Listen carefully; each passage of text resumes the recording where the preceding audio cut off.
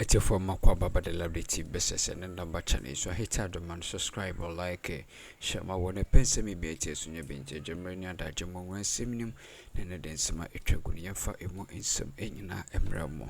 Not your bowroma near bowroom, our auto forcing a catch and some pain, and in a tragu at T4 and Guasedia, a yaka Godfred Odame, papa, because a crow for a camese or more behind Ninsema Ecos were called to prosecute out of Forson and say MDC communicators in their list DB abetu to jar and Tinsema a besho kill papa but me say ya jimbe na ye bowan sim no ya to boa city from A to Z ya ba de kan obia ye de munsem nyina bebrem. But this is Ghana because we share the Ecos na a political prosecution or persecution and a cost no ntino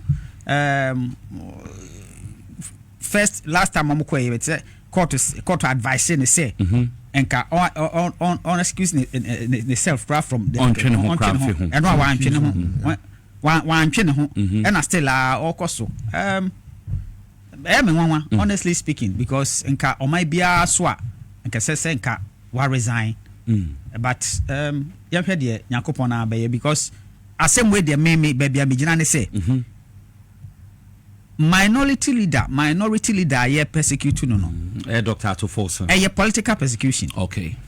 Because Osha asem no baby freely baby kwani baby abedura ye MPP for na edomani especially Akufo-Addo any your friends and the cousin Kenoforiata. To say Majakpa. Exactly. And on use Godfred Odame to persecute Ato Forson just because they wanted the seat, you know. And then also Ushema the way Tama mobile haircut na say for the way na minority that Ato Forson na or expose woman. The way omahi. Okay. The can be on Befa Subiana shown where power lies. And that's what they are doing. Because in reality, Pano, it doesn't make sense. It really doesn't make sense. And your politics no more ya. Intimidate the American Christian. Okay. Uncle Rex is saying nothing tia. My bros, let's do. The Edikayon. Senior Rex Kayan. Say on my way a serious country. And the first thing that every citizen ebi huni say ebi ana yebo Ato Forson yebo japa but obi anyone modern adwin koso say nanka yeme ana say betimi ato no.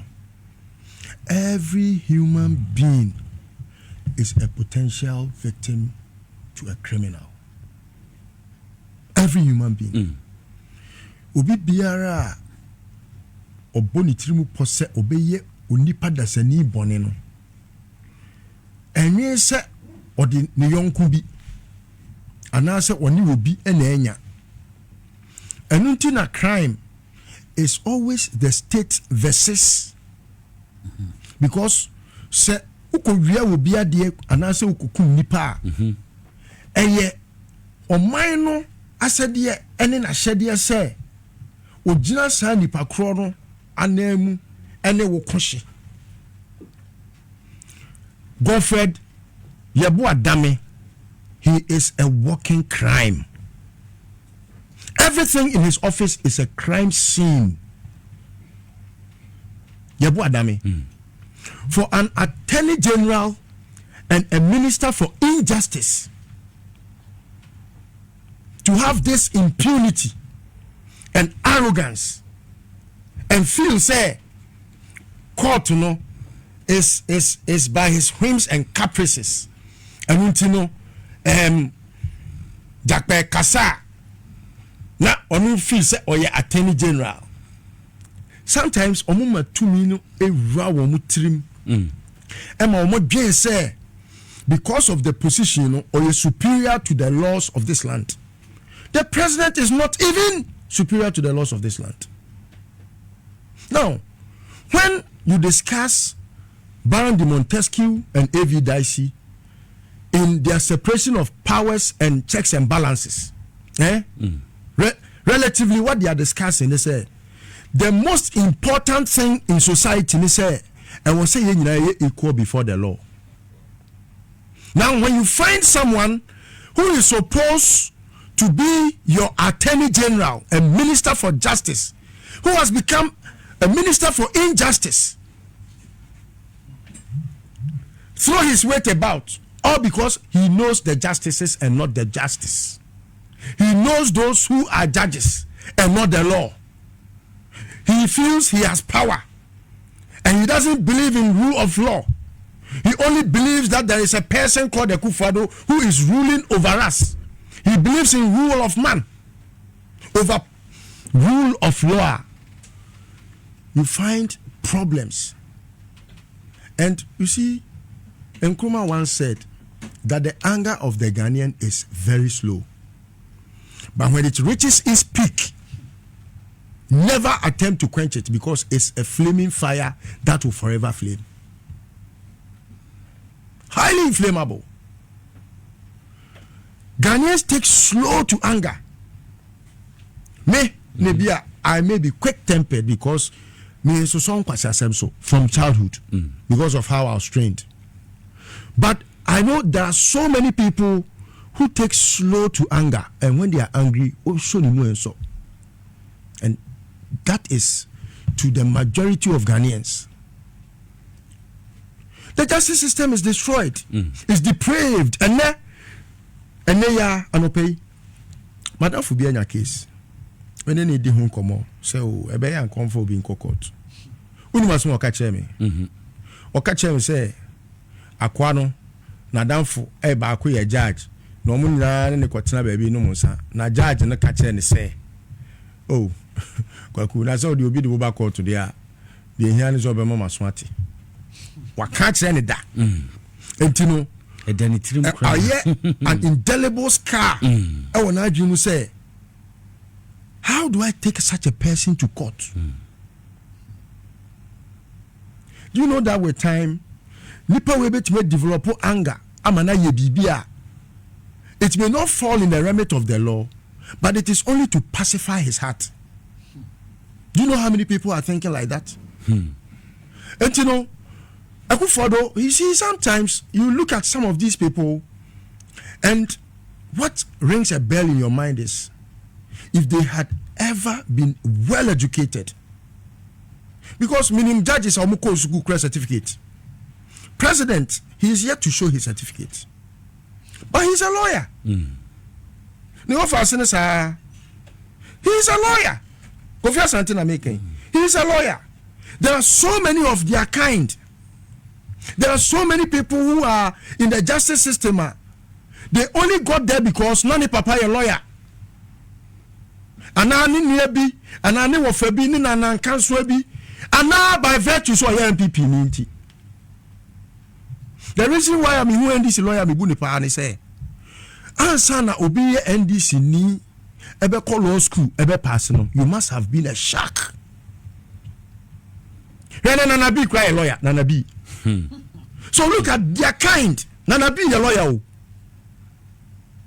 Who see I don't know what cabo for as a one co school. That's what Pepe College. Or a lawyer. Akroma. See, Sanya Akwe Frank Davis, ebe church la same nimu. Why a lawyer new? Or no catch say tape no has been done. At your phone fancy went to the let peace previous slogan and you go super monka say. Mungina mun collaborate with us to share this piece of information across Ghana. No, my Ghana so intimate funny to my penfra. It means there is an originality to something. Bibi what a original. Meboa. Into February. Now we are no. Adia who allege say. And yet original tape nini. Now it's been doctored no. For original nebra wakwa kujina party MPP echi. Ena wu champua. If you have the kind of a sedun ketia in your house, do you think you'd have been this wap? So it is the man Akufo-Addo that has intoxicated the system, and he's like a cancer. What do I say? Emma, the system has been cancerous. You find a chief justice, asema beto nanim we de na ba kane enye de oba kane na oyini nam sanity na we de yakopo matuma sew me de no wo se me ntwen na de oto ne edi machi no ono enyini nam ansa na mayimi nam asa wisu ba bi ekogu ye na nam e wo ha na meyi. So you look at the justice system, it's like Akufo-Addo has made all of them, including the Chief Justice, puppets, puppets, Koliko, Abodiabana, Kodentri de Bo, Tom and Jerry Awariano, Sabodiabano. Anuna Akufo-Addo, Onu Asosa Humanim, no what to Chimomo, or Fase, no way you to say. And to a Chief Justice, I was articles, no way you to say, no, you not why Koliko. Eti wadwin da utimu na wo ma me no perpetual school fees se fa ko school ko sua dia wo nya certificate Akufo-Addo ni bie no wo allow wo ma Akufo-Addo remote control who are you? Because that is what is happening. Asema Rex Busa last year a very striking and he say me a deputy minister me substantive minister wo LC no me manye to me was substantive minister wa I cannot prepare an LC no so no ncheche mu nya ne say enye payment. It's like a sovereign guarantee, it's like a blank check until some will deliver no man who say o condition president or whatever no when meet bibia no enya de wo say wo kofa sika no ye wi ase no why na twa sika no Akufo-Addo aban it Forson no na court wa cause financial loss no sika no otua ma wan o say ni pe no bi o wa sometimes they compel us to because so utimi dwe sa de o ma we nyina o ko deep a na sa una na nim nyansa o papa o de abobra ama o papa wa tete wo nyansa mu a you don't have to say wo kwa ko see your friends say wo kwa agina no wabua unam na wadwe ye adwuma asem we ye de court hwe Collins Dada die ebia ni o wo can ofori atawo de 100 million so akosi 66 housing units obi de 200 million akoye kwan atusuo ye friend say gutter aye pipe the electricity akoho wa ma 1502 housing units wo say o kan say obesi 5000 when timen sin dey causing financial loss to the state make na wuni also akọ parliament with $100 million at the 66 housing units. When you are the Akroma nya fete Sagleme. Oh, so sometimes when we went there to Sagleme case no. MPP4 kwam fa so mu twa trauma ene no kra yepe.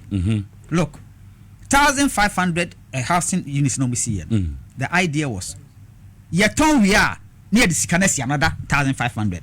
Yeton we are sanye na charity nya for the Christmas business. Yeton we are near see another. So for them, the real estate for exactly for them to come and say obia disikani bi okay fine obia disikani bi what has happened to the rest of Dana yesisi wana mama no say no omo sa kututumu say omo kututumu glasses ni nyina that's some person mo any kitchen cabinet ni omo kututumu omo Sandra kojo opon ko parliament ko kan ho asem so mu guso omo guso no omo bon omo suro say ye ba because we took inventory before we left power omo na kututu ya na omo amankofo na ekwawiawia fine you do kania na wan am say you do kania no do ma mo ye do ECG Akufo-Addo dum da ko wia mu de yan mo ka sama do ma no ye do ECG Akufo-Addo ka so do kania ko wanim whom does the back stop with omu na akotutu ekwan ya na da ho omu degrade akodwi kwan mama se wuntimi fa ho